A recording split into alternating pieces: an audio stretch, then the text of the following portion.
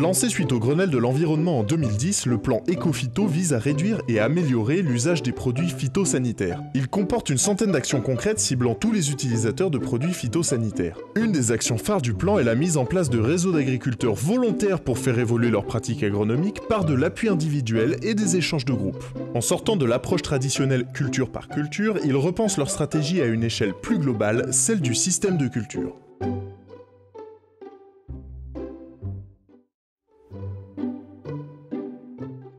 Alors ici on est dans une parcelle de métailles à vocation fourragère.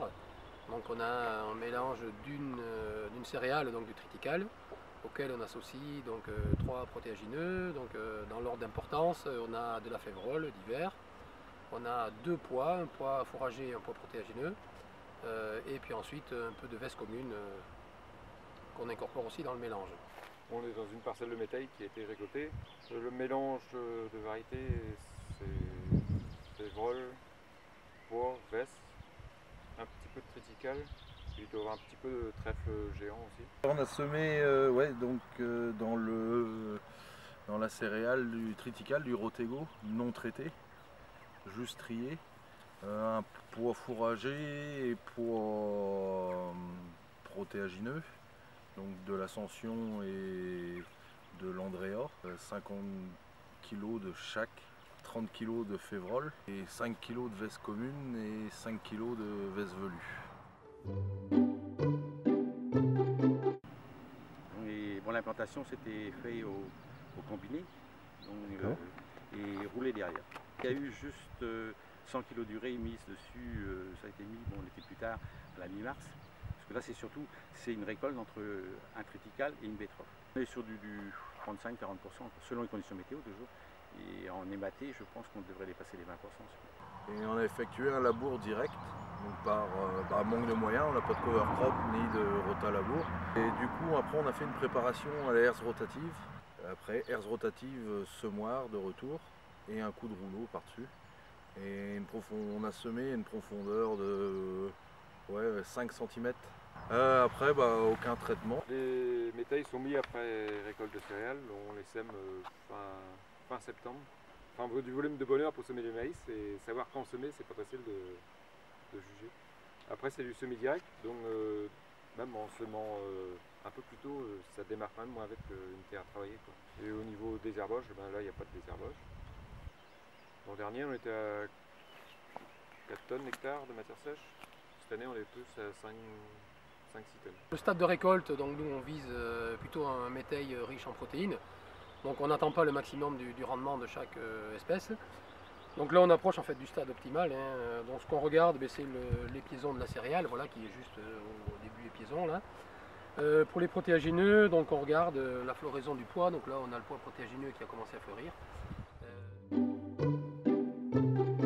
La place dans la rotation pour le métail, c'est après une céréale ou un colza le plus souvent. Et la culture qui suit, c'est un maïs. Donc on fait un maïs à un indice un peu plus précoce. Donc un indice à peu près 200-220 maximum. Voilà, l'idée étant pour nous que ce maïs soit récoltable en même temps que les autres maïs qui ont été semés dernière semaine d'avril, première semaine de mai.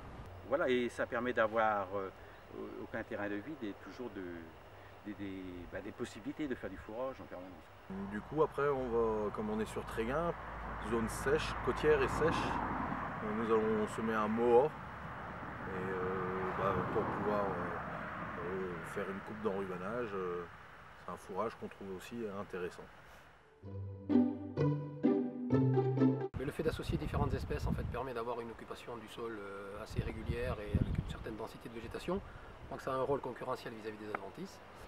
Donc c'est le premier, nous dans le cadre de Mogic Éco-Phyto, c'est un premier levier que l'on cherche.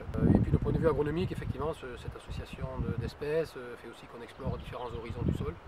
Donc ça peut nous permettre aussi des fois de décompacter des sols qui ont tendance à être un peu asphyxiés à certains moments de l'année. D'un point de vue économique, effectivement, des fois l'investissement en semences peut paraître un peu élevé. Alors, dans la mesure où on achète l'ensemble des semences, nous depuis cette année, c'est vrai qu'on a utilisé la semence de céréales de ferme pour le mélange. Voilà, nous pour l'instant, enfin, voilà, sur des coûts à l'hectare en dessous de 200 €, ça me semble raisonnable par rapport à la qualité. Ça suppose effectivement après derrière qu'on récolte un fourrage de qualité pour que l'investissement en vaille le coup. Ouais, c'est-à-dire que l'avantage qu'on a, c'est qu'on on peut sécuriser le système fourrager avec un métail. On a un terrain qui sera en parfait état, après pour mettre des betteraves, et bon, du fait d'avoir énormément de légumineuses dedans aussi, on améliore la structure du sol et les dégradations de matière organique. Nous, on produit la semence de pois, la semence de févrole, et il nous reste un peu de trèfle à mettre dedans et un peu de veste à mettre dedans en plus. L'aspect ématé nous intéresse beaucoup dans la ration. Du coup, on se donne les moyens de mettre de la févrole et du trèfle. Le métail est conservé sur l'exploitation en silo couloir, du fait qu'on a le matériel pour le récolter, on a l'autochargeuse. Depuis 2 ans, on met un petit conservateur dessus, bon, c'est l'acide propionique classique, c'est pour éviter d'avoir des petites moisissures en surface. Et autrement, s'il est tassé régulièrement par couche, on n'a pas de souci. Les valeurs changent énormément par rapport au stade de récolte et des composants aussi. C'est surtout l'animal qui va donner la valeur. On ne l'a pas récolté non plus trop sec, il est à 35% à peu près de matière sèche, donc on arrive à le tasser correctement pour pas qu'il y ait d'air dans le silo. L'année dernière, on avait des métails avec plus de légumineuses, ils étaient à 22 de MAT. Cette année, on s'est retrouvé avec plus de graminées, donc on est à 16-17 de MAT, donc un peu moins performant au niveau laitier. D'un point de vue de la conservation, à la suite de la récolte du métail, nous le réalisons de la même manière que nous ensilons du maïs. C'est-à-dire qu'on fonctionne avec un seul silo, un silo principal et unique. On va étaler le maïs qui reste de l'année précédente pour y mettre par-dessus le métail de l'année et finir avec un ensilage de raies gras anglais de trèfle qu'on met à ce moment-là par-dessus, un bon tassage et fermeture de silo comme on ferait avec le maïs. On n'utilise pas de conservateur, ni de sel, ni quoi que ce soit. Le métail c'est valorisé en général avec un petit peu de maïs, surtout sur les vaches laitières à la période hivernale. Et autrement c'est sur les animaux un petit peu à l'engraissement, donc des bœufs et des génisses qu'on fait à côté. C'est distribué pour les vaches laitières avec du maïs et les vaches allaitantes pendant l'hiver c'est avec des rations avec des betteraves en plus. Les métails sont utilisés sur l'exploitation par tous les animaux, donc que ce soit génisses de plus de 6 mois jusqu'aux vaches laitières. Du mois de janvier jusqu'au mois de décembre, la ration ne change pratiquement jamais. Le métail est utilisé sur l'exploitation en mélange avec le maïs dans la ration. La distribution se fait simplement en fait par tranche. On découpe une tranche de silo tous les jours et donc mélangé à la ration. Et on a ça aujourd'hui directement dans la ration. On fait 9 hectares de métail, qu'on pourrait estimer entre 8 et 10 tonnes de matière sèche hectare environ, je pense. Et ça nous apporte une nouvelle verdure, si on veut, dans la ration, et puis donc une diversification de la ration, mais aussi la sécurité alimentaire sur la partie estivale. Sur notre exploitation, le métail est distribué à différentes périodes de l'année, le plus souvent l'hiver, puisqu'il vient compenser notamment le manque d'herbe au pâturage, mais ça peut être aussi l'été lorsque le temps est sec et que la pousse d'herbe est ralentie. Il représente dans la ration, au maximum quand c'est l'été, on va dire 30 à 35% de la ration, et puis quand c'est l'hiver, on descend plutôt autour de 15-20%.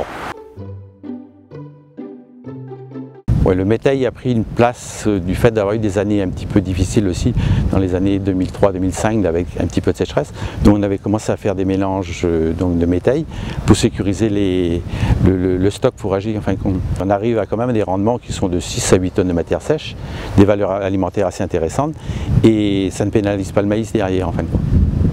Donc ça permet de sécuriser le système. Alors le métail n'a pas pris la place d'autres fourrages dans notre système d'alimentation, il est venu en plus. La première année où on l'a mis en place, c'était pour sécuriser les stocks fourragers en fin d'été, en fait, parce qu'on a eu une année où on s'est fait un peu peur, on était vraiment limite en termes de stock pour faire la soudure avec les nouvelles récoltes de maïs. Et donc depuis, c'est vraiment ce rôle-là qu'on lui donne, il nous sert en fait de sécurité pendant la phase estivale. Et il nous permet aussi, du coup, de temps en temps, peut-être de retarder un peu les chantiers d'ensilage de maïs qu'on avait tendance à faire un peu précocement par le passé.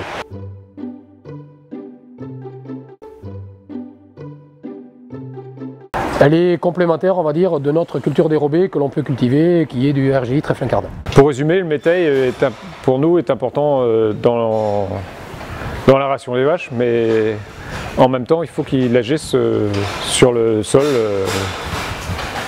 positivement pour recevoir une autre culture derrière. Le système racinaire est très important. C'est quelque chose qui nous sécurise énormément. C'est une culture simple à mettre en place, qui ne demande pas d'intrants, qui ne demande pas de travail, juste à semer, à récolter et à observer. Elle est belle d'allure, elle est déjà belle et elle fait plaisir à ceux qui peuvent la voir.